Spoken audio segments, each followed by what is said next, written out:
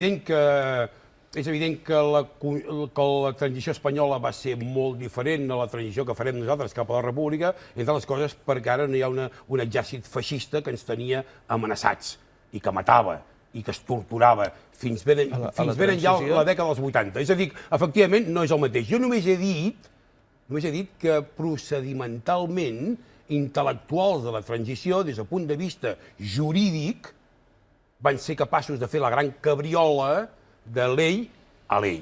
Digui'm, per exemple, una cosa. Vostè dissabte que ve on anirà? Jo dissabte que ve tindré la sort de poder abraçar, malgrat que tinguem una mampara al mig, l'Arnaldo Otegi, una persona que ha fet molt per la pau, la reconciliació dels bascos i les basques després d'anys i anys d'estúpida violència, i que, a més, és una persona que es mereix una abraçada que, desgraciadament, no li podria fer perquè tindrem una mampara al mig. Però ara el sistema polític espanyol és tan cafre que, a més, d'haver empresonat 6 anys d'aquesta persona només per les seves idees independentistes, ara, a més, pretenen inhabilitar-lo fins l'any 2000. Permeti'm dir-li una cosa. Què es creia? Que jo renunciaria a dir-li a vostè... Permeti'm dir-li una cosa molt ràpidament. Què?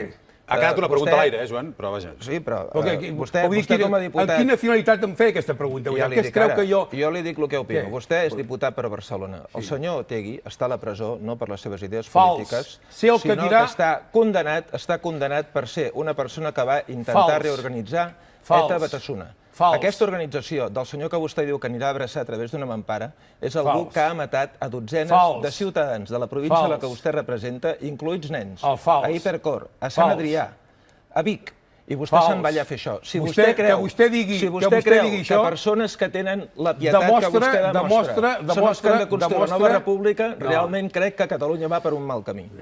Vostè, miri, aquestes idees, aquest discurs fatxa, sí, aquest discurs... Fatxa és aquell que se'n va abraçar algú que és col·laborador i que ha sigut membre d'una organització que ha matat a dones i nens a la província de Barcelona, de la que vostè és diputat.